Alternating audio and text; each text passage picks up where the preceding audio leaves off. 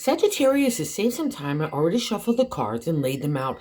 I'm using a Celtic 10 card spread that allows me to look at past, present, and future influences for the week. The first thing I need to say is the only reality is love. Okay, you are tangled up in a little kind of knot in your head and your heart that's fighting like you're a centurion, right? So half of you is animal and half of you is human. And the human half is thinking way too much, and the animal half just wants you to trust your heart and love, okay? And that's the direction I need you to focus on. First and foremost, take a breath, my Sag friends, okay? Get into that meditative state, get into that quiet, like kind of connection with God and the universe. And let's get into why this is such an interesting reading.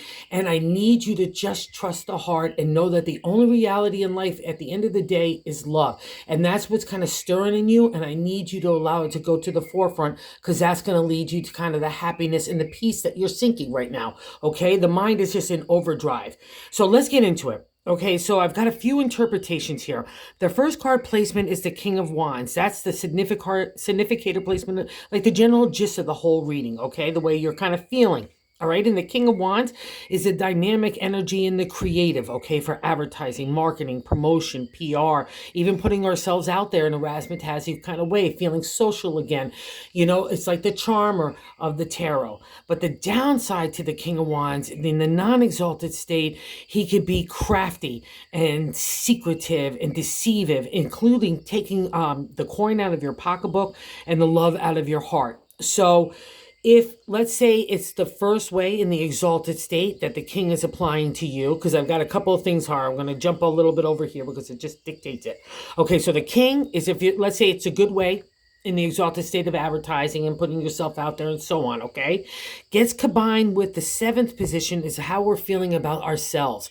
So we have another royal guy here, the King of Swords. And what's beautiful about the King of Swords, which is our thoughts, but to the ancient tarot, was about our identity, us fully coming into our own selves, our character, our ethics, our values, our integrity, against everybody else and their mother has an opinion about how we have to do our life and so on, which has been a kind of theme for Sag in a long time over the last couple of years, that you've been kind of pushing and pulling and having to justify the way that you want to do your life, and you're really like kind of digging yourself.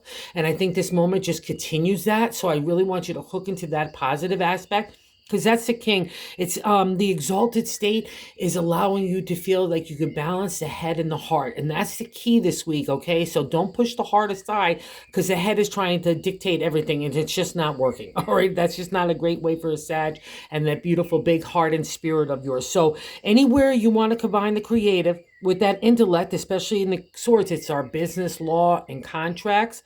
It's a great application for you to be able to put yourself forth, okay? And it's also say this, if you're coming out of divorce or other kind of legalities, that is also an indicator how your self-confidence and your self-esteem has been built up through this process. And that's why God and the universe is asking you now to follow your heart. And what do you want to do next, Sag? Because I think that's part of it as well. Because in the crossing card, in that second position, what's not allowing the king to manifest in the good way, all right? And so we're going to get to the deceiving part in a second. And also, too, no, let me just hit into it here now, too, because this would make sense.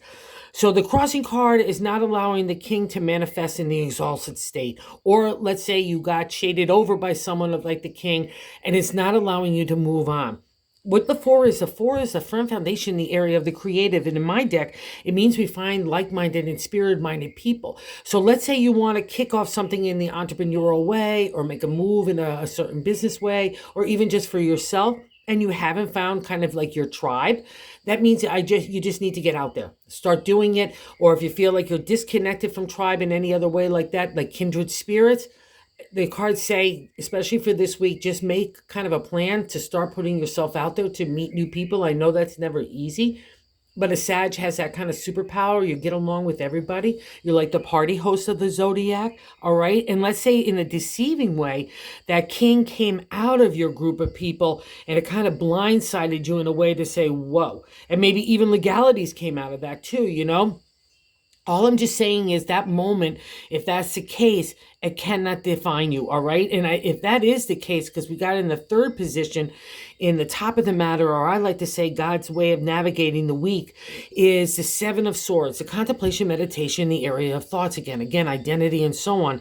And a lot of people look at this as somebody being deceiving, where you might even feel like you need to be a deceiver, but that doesn't really appear for me in a reading when I have experience. It's more like we need to protect ourselves from other people that are just trying to deceive us, especially if it's sitting on that top of King of Wands. I kind of want to validate that as well. And the seven gives you the expertise to make those kind of decisions for yourself. So let's say even you just want to go meet new people, but you want to keep that decision making close to your chest. That's fine too. That's all about the Seven of Swords.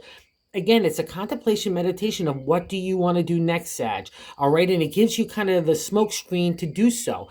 And also I'll say this, just because even this guy is royal, if you're going against someone that has been deceiving, just know the seven at this point in the minor arcana is way more powerful than the King of Wands in that aspect, because it's all analytical thinking strategy, being able to keep an emotional distance, which is not easy for a Sag, so, but it just shows you've got the props and the tool set to believe in yourself, to be able to define that and move forward and even fight it if you have to, whatever that way may be, okay? And again, you got the King of Swords, which is the favorable outcome in any of those business law and contracts on your side as well. And you've got that know-how and knowledge and experience that the King brings to you as well, all right? And if you have to charm people, even in that kind of nature, you could literally throw them off your track by being nice, by being whatever it is, to kind of like just be a courteous person. And I think that what you've been doing too, again, I'm hopping around in that past reflection, is Temperance, major arcana card. And that literally is what that means.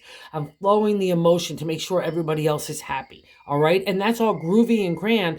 But the problem with the Temperance is you're the keystone. It's like the balances of justice, right? If your one side is too heavy or the other is not weighted in the right way, you're going to be thrown off balance. And then kind of everything kind of crumbles by the wayside. But this is also shows you that you have the ability to handle any kind of emotional upsets and chaos and dramas, maybe even by just being silent and stoic and not having to feel like you have to engage, so that's all really good lessons out of the Temperance, and it's a past experience.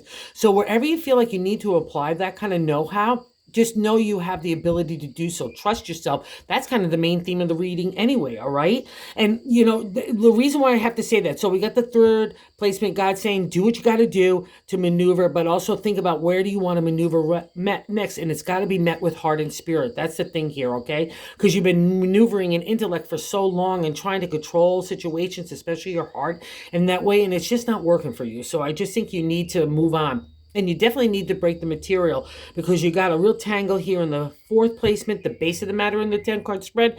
But I like to say the gut feeling. And this card is a doozy. Oh, the couple of times I've had it, it just messes with you. The Five of Pentacles is the good luck in the area of the material. Home, family, relationship, work, community, our bodies, the way that we treat ourselves, in that material way. And the five, to get to the good luck in this area, it plays with us. It makes us feel like we're not accomplished, we're shameful, like it goes like crazy thinking, and it's the earth sign domain, so anything in that material world. But here's the clue, Sagittarius. It took me a long time to realize it, but the thinking is in our own head. We're generating the narrative that's making us feel this way. And it's all about ego and pride and the anger and rage that comes out of that. With all that stupid talk, it's all negativity. See how this guy looks? He's all feeling shameful. But the ironic part is there's all the Five Pentacles. In every deck, you'll always see it in the background in some way. It's because of the way we're thinking about it. And I'm not saying that there's not a tightness of the pocketbook, but it's being exaggerated and maybe even slightly manifesting because you're putting so much emphasis on it. And I get it, because part of the Five Pentacles, you come out of that shadowland of enlightenment.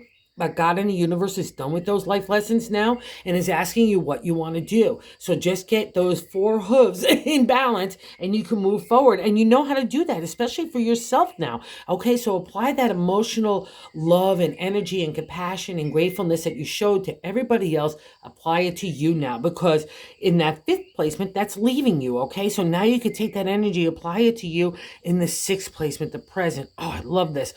The Knight of Cups. Let's take a ride for the heart. I don't know where we're going, but you're a horse as well. So it's like, let's get on with the night. Let's ride by the night. Whatever we have to do to move into new waters, new pastures, right?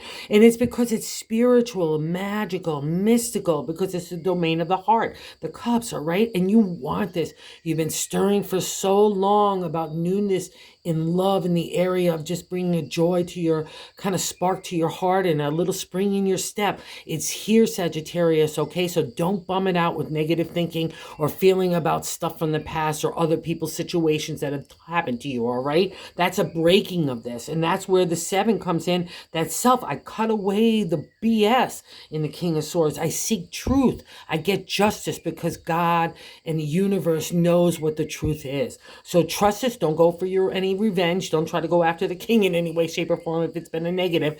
Let God and the universe take care of that, and you stay in that stoic space of self-esteem and self-confidence that's only born out of experience, right? It's walking the walk and talking the talk. It's not the butterflies and unicorns that get you there. It's the tough stuff. And God's got the reward, and it's all about love, Sag, okay? And other people look at you in that 8th card placement is a 4 of Swords, a firm foundation. Again, we got the firm foundation in the area of our thoughts, but it's a little bit more, no, I guess it's equally intense because we're finding like-minded people. And that's maybe part of this right here. You've been looking for the like-minded people because you become your own person. That's the 4 of Swords. You might have seen the 3 of Swords with the heart with the 3 swords pierced through it. To the ancient tarot, it was literally breaking off patriarchy vibes, authority, community, family. You know, it's just all about breaking that kind of stuff with the way that we want to do our lives. Okay, the way that we want to love, the way we want to work, the way we want to live, the way we want to think. Our integrity, ethics, and standards have all been tested and pulled there as well. And you did a good job because people look at you as somebody that can build upon that firm foundation of character and integrity. And that's a big deal for Sagittarius, right? It's a big deal for anybody.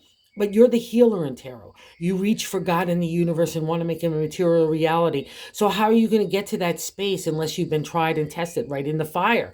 But now you're coming out of it and God's saying, what do you want to do next? And other people look at you as saying that as well. So that's power in there, okay? So again, anywhere you're dealing with not the good negative stuff, just know that you've got inner power that could transform any kind of surroundings and manifest anything. So you just need to take this, the meditative state and the space to do so. You're not going to connect in the chaos. And that's been kind of the conflicting intro here. Like what I want to say, it's like half of you wants to control everything with that mind and the other half wants to go run. And so people look at you as already moving on in that control, having mastered that. That's a reflection of the 4 of Swords. So let's see what we want to build next. And here is the beautiful Queen of Cups in the 9th placement of our hopes and fears. Hey, what do I have to say about the Queen? She's unconditional. She's loving. She's magical, mystical, spiritual. See, her feet are in the water, just like the Knight of Cups over here. She's got that universal connection to God, and she wants to transform people.